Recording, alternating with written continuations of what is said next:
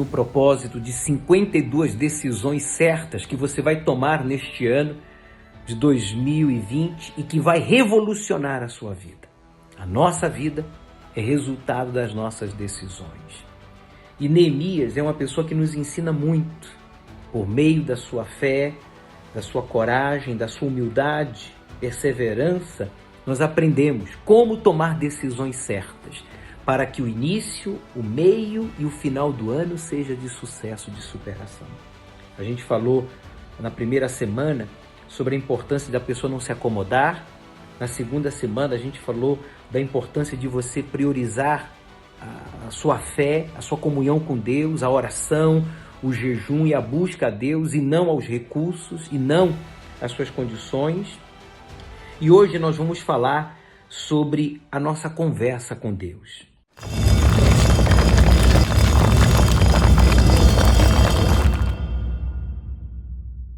Fiz aqui algumas anotações.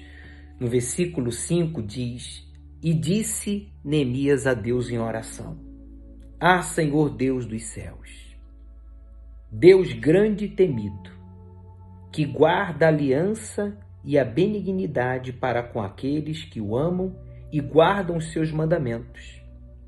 Estejam, pois, atentos os teus ouvidos e os teus olhos abertos para ouvires a oração do teu servo, que eu hoje faço perante ti, dia e noite, pelos filhos de Israel, teus servos, e faço confissão pelos pecados dos filhos de Israel, que temos cometido contra ti. Também eu e a casa de meu pai temos pecado.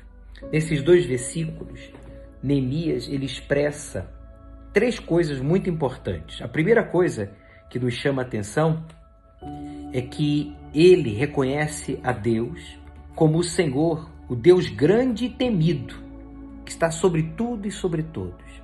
Ele estava como copeiro na fortaleza em Suzã, servindo o rei Artaxerxes, que dominava naquela época o mundo, mas não a ele, porque ele, Neemias, era dominado pelo Deus de Abraão, de Isaac, de Israel, o Deus grande e temido, como ele diz aqui, que guarda a aliança e a benignidade para com aqueles que o amam e guardam os seus mandamentos. Neemias tinha consciência que quando a gente guarda a nossa aliança com Deus, a gente desfruta da benignidade, quer dizer, dos benefícios desta fé, dessa obediência, dessa crença prática. Por isso que ele orou, abriu o jejum, lembra? A gente aprendeu semana passada, quer dizer, ele desenvolvia a sua fé, ele desenvolvia a sua comunhão com Deus, ele fortalecia a sua aliança com Deus, como um casal que tem que fortalecer a sua aliança no seu casamento por meio da comunicação, da sinceridade, do respeito, do sacrifício, abrindo mão de certas coisas para agradar o outro e etc. E aqui ele diz, olha Deus, o Senhor que ama e guarda os seus mandamentos. Quer dizer, aqueles que amam e guardam os seus mandamentos, esses são abençoados. Esses tomam as decisões certas e são bem-sucedidos. E ele disse, estejam, pois, atentos os teus ouvidos e os teus olhos abertos para ouvires a oração do teu servo.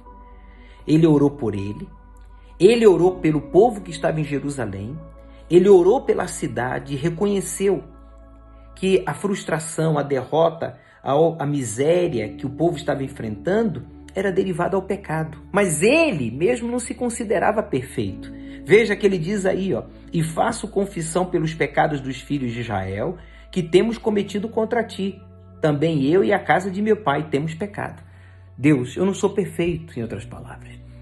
Eu reconheço os meus erros, as minhas limitações, as minhas falhas. Eu reconheço que eu e a casa de meu pai temos pecado também contra ti. Mas ele não estava acomodado. Ele não estava indiferente à situação do seu povo. E ele não estava recorrendo aos seus recursos, humanamente falando, para depois buscar a Deus. Ele estava priorizando Deus. Quando a gente prioriza a Deus, então a gente reconhece os nossos pecados, as nossas falhas.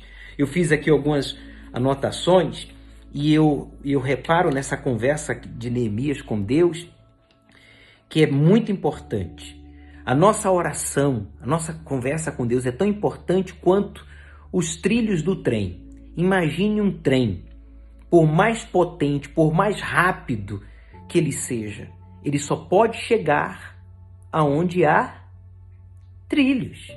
Se não houver trilhos, mesmo sendo o trem mais forte, mais potente, mais rápido, mais seguro do mundo, ele não vai chegar. Ele precisa de trilhos.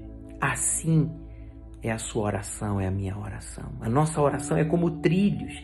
A oração e o jejum, a exemplo do que fez Neemias, ele orou e jejuou. Ele orou e jejuou. Quando a gente ora e associa a nossa oração ao jejum e atitudes, decisões que a gente vai ler nos versículos seguintes, a gente vê que a gente coloca os trilhos para Deus chegar. Deus é como o trem, mais veloz, mais potente, mais seguro, mais poderoso. Mas Deus, meu amigo, ele só chega aonde você e eu colocamos a oração e o jejum. A oração sincera, acompanhada de arrependimento, de entrega, de obediência. Deus, ele só vai chegar aonde você e eu colocarmos a nossa força na oração, no jejum e nas escolhas certas, né?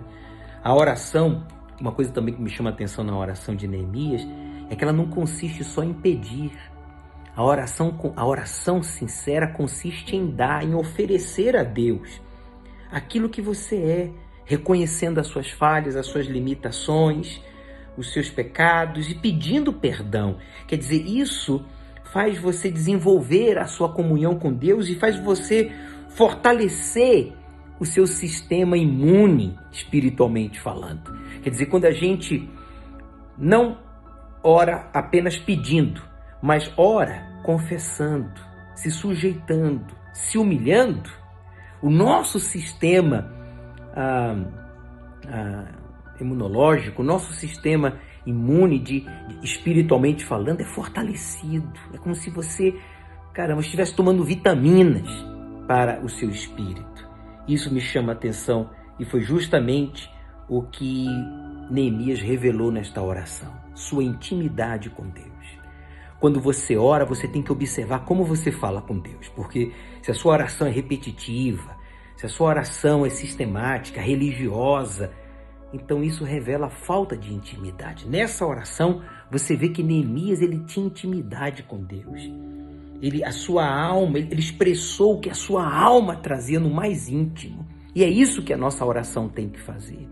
Então tome a decisão, meu amigo, agora, aí onde você está. Diga aí agora mesmo, eu tomo a decisão de a partir de agora, nas minhas orações, expressar o que eu tenho na minha alma e não repetir palavras. E não orar de forma religiosa, mecânica, mas expressar o que realmente está na minha alma. Porque é isso que vai fazer a diferença. Faça esse voto. Tome essa decisão. Porque Deus, ele só inicia a parte dele depois que a gente termina a nossa. Semana que vem eu volto falando mais sobre os versículos seguintes que vai nos ensinar e muita coisa. Tome a decisão certa para você colher os resultados certos.